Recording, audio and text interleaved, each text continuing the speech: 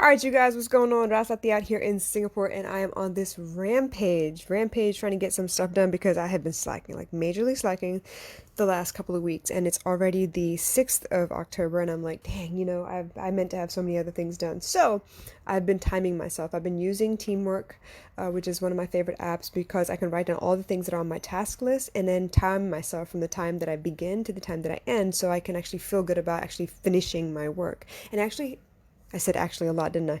It helps me to focus on my work instead of scrolling through social media every so often. It gives me a reason not to actually pick up my phone at all because everything is being done on my laptop as I do the work itself.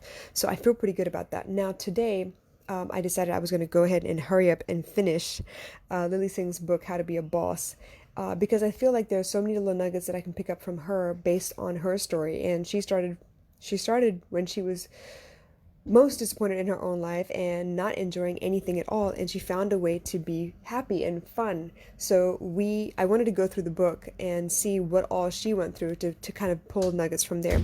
So it's one of those sections that I'm at right now, and honestly I'm really cramming because I have about 40 chapters to finish today. That is the deadline I'm giving it to today because I've had weeks and I haven't read. So I got to the end of the first section, and she has a section called Out of the Blue, where she has two letters. One, I think, is like a journal entry from 2009, and the other one is a journal entry from 2015.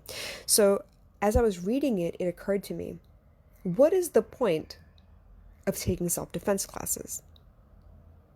Obviously, it's to prevent yourself from getting hit, and if you do get hit, you're able to hit back effectively to stop the fact that somebody's trying to beat up on you, right? But people forget. A lot of times you go in and you take karate and you celebrate the belts that you receive, the katas that you perform, the sparring matches that you win, but no one ever thinks about getting punched back. A lot of times we get hit one time or whatever, and we decide, oh no, I need self-defense classes, and we go off and we learn from a master. We have someone teach us how to attack and defend and sidestep and all of these things, right? Maybe it's Brazilian jiu-jitsu, maybe it's kickboxing, maybe I don't know. Whatever it is, you learn because you want to stop someone from potentially hurting you. And that's just one example. It could be gymnastics. I know that I want my daughter to learn gymnastics because at some point she's going to fall, but I want her to know how to fall so she doesn't actually hurt herself trying to break her fall. So those are kinds of things that I want her to learn. But the point being that just because you learn these things doesn't mean you'll never get hit again. I went through karate classes, but that doesn't mean that I wasn't hit ever again. I mean, outside of karate class, right? I got hit by people who thought they had control over my life, and when I stepped out of their lines, they hit me. A lot of times it was situations where they hit me until they felt better, and because of the respect I had for them, I didn't feel like I had the permission or the ability to hit them back to stop what was going on. So the point being that the letter from 2009 and then the letter from 2015, it showed me that in 2009 she felt like she kept getting hit.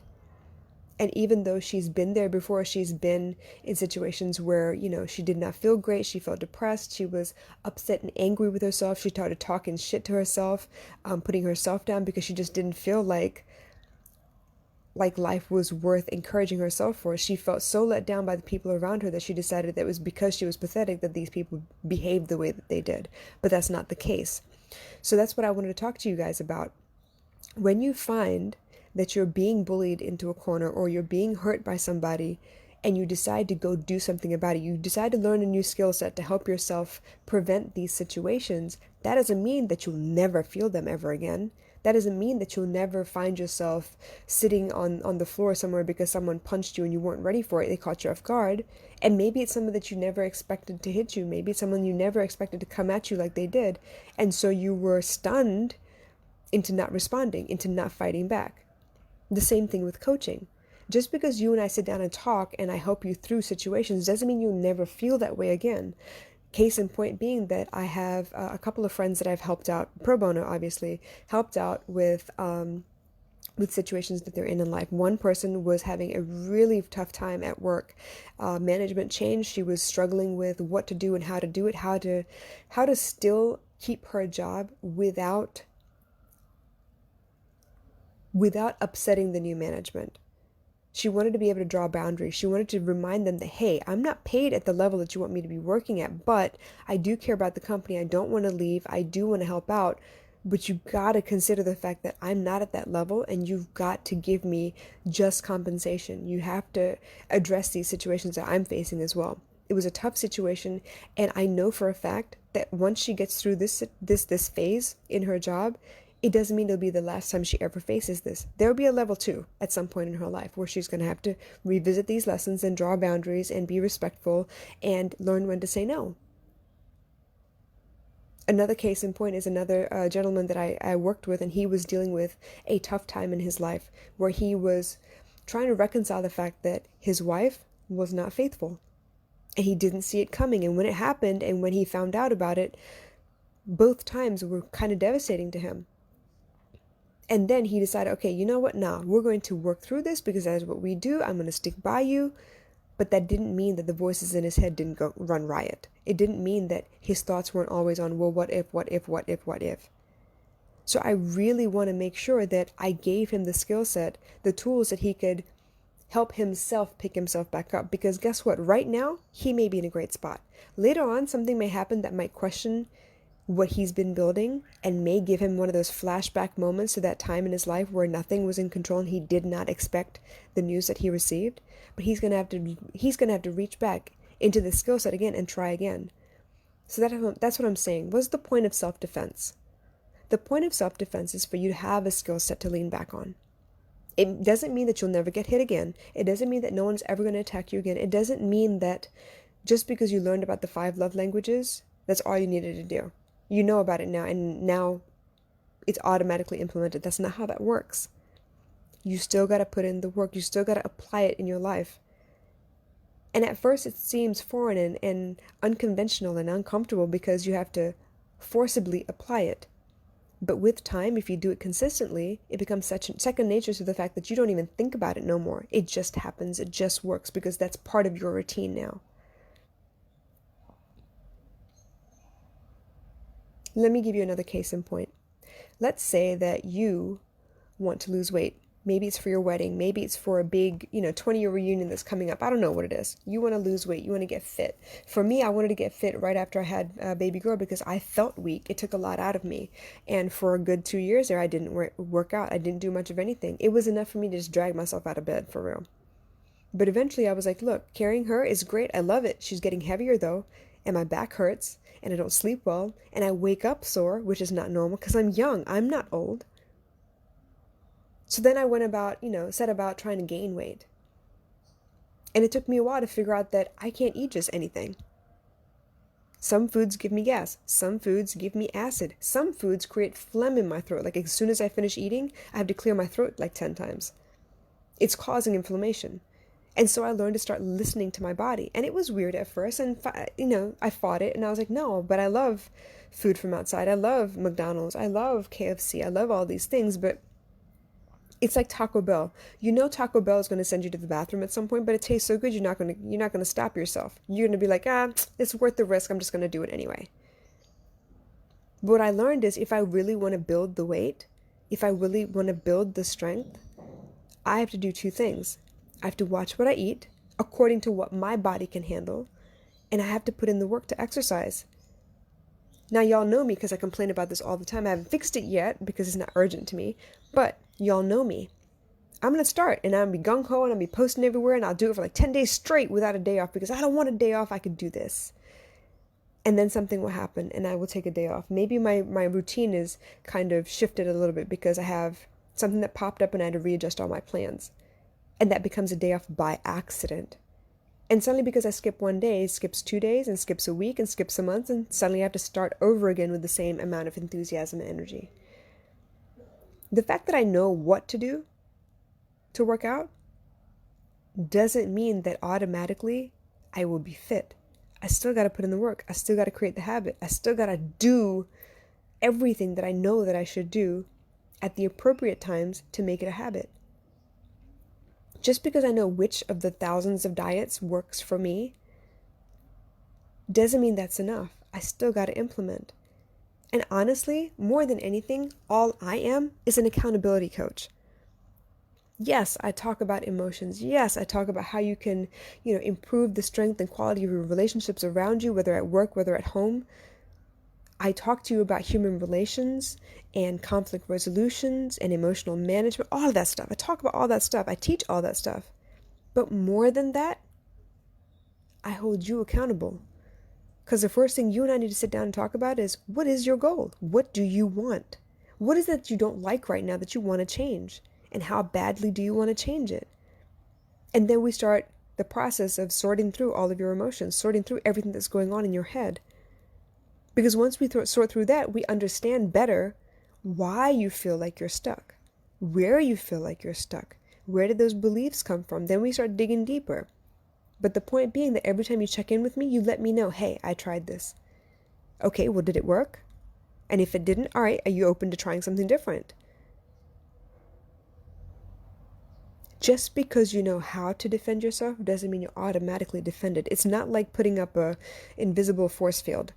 It's not like putting up shields on, the Millennium Falcon. It's not like that. You got to do the work.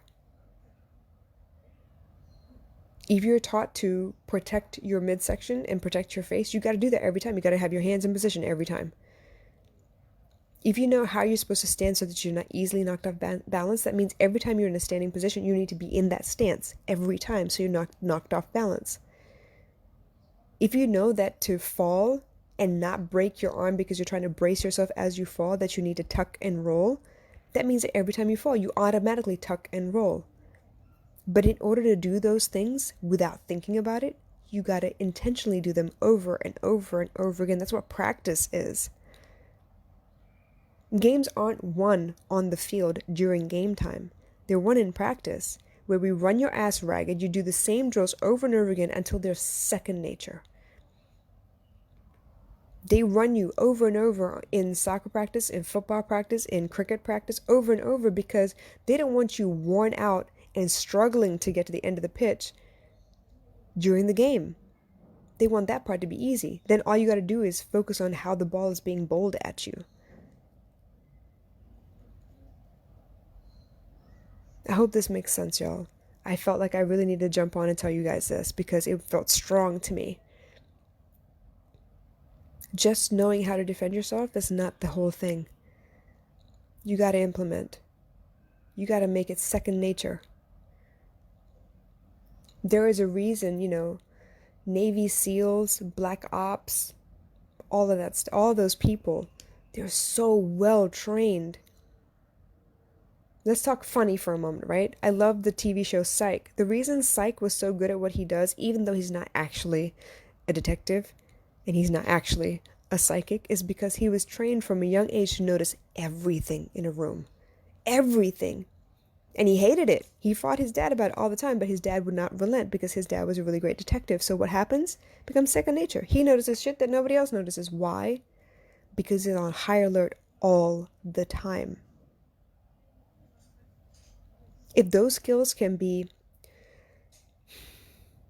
honed, perfected in children, why can't we teach ourselves to perfect our own skills as adults? There's nothing saying we can't. It's just a matter of willpower. It's a matter of how bad do you want it. Nothing says that I can't be a great videographer and video editor. I've just never tried. So I've assumed that I can't do it. I don't know if I can or not. I haven't tried. But the minute I start trying means that I learn what does and does not work, how I do and do not learn.